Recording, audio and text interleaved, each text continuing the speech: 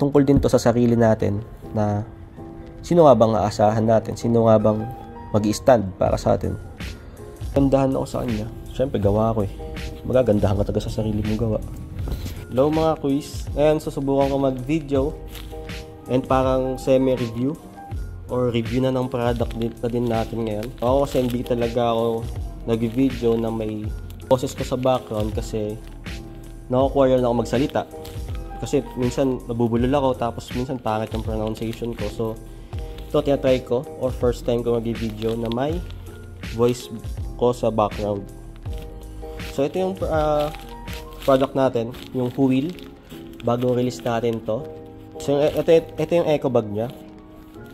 Dati, nung nagsisimula pa lang si History, ano lang yun, naka plastic adhesive lang yun. Kung nag-improve na si History, ginawa na siyang eco bag. Tapos dati, malaki yung eco bag na yun eh. Pero pangit siya, tignan. Lalo pag isa lang yung shirt na nakalagay. So, ito lang din yung ziplock niya. Halos same lang sila nung eco bag. Dati naka plastic adhesive lang tayo, ngayon naka ziplock na. Nag-start ako mag-ziplock noong February or March ata. So yan, ito yung product natin na Huil. So ito yung mga sticker niya, lagi may kasamang sticker yun. Depende sa paglagay ko ng sticker, minsan 4, minsan 3, minsan 2, depende. Ako lang din gumagawa na itong sticker na to, tapos ako lang din yung nagpapak. Kaya magaling ako magtupi. Ito yung mga texture ng mga sticker natin. May mga effects siya. So, ito yung parang tiles. Kasi nag-reflect siya. Tapos, meron din tayo yung parang leather. Tapos, meron din tayo yung parang hologram. So, wala lang akong machine, which is yung cutter platter. Kaya kung mapapansin nyo, puro pa box lang din yung sticker natin. Pero soon, baka magkaroon tayo ng cutter platter. Magiging history na lang yung sticker, wala ng background na white. So ito yung product natin, yung Huil. Na-release ko na to sa FB natin, sa TikTok and sa web store natin. So yung kaibahan na itong shirt na to sa mga ibang na-release na natin, ito kasi meron na siyang label dito. Dati kasi nakaprint lang, nakaprint pa dito yung sa size somewhere dyan. So ito yung sa harap, yung logo ni History, tapos yung tagline natin na in the making.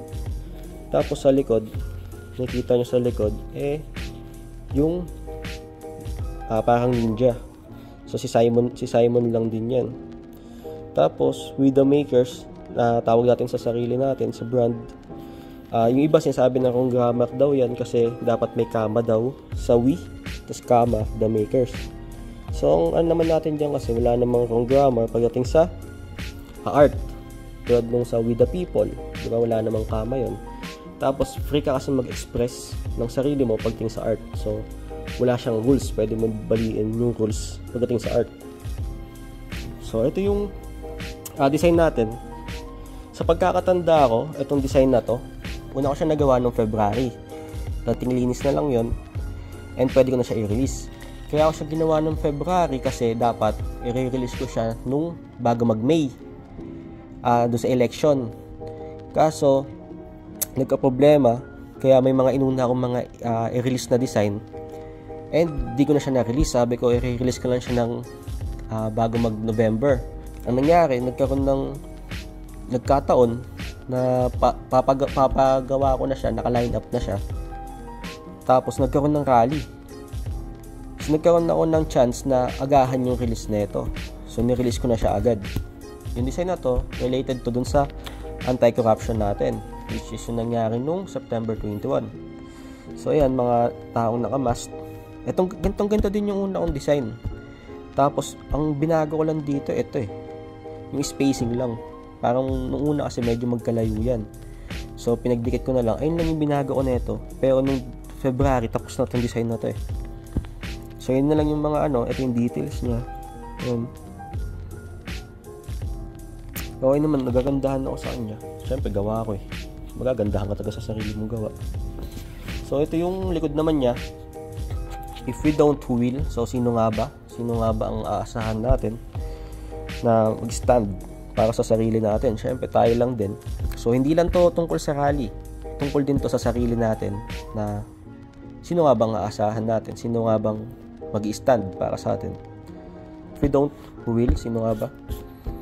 So, yun lang. Maganda siya. 549 to. Small to 3XL yung size na available niya. So, yun lang. Bye. Salamat.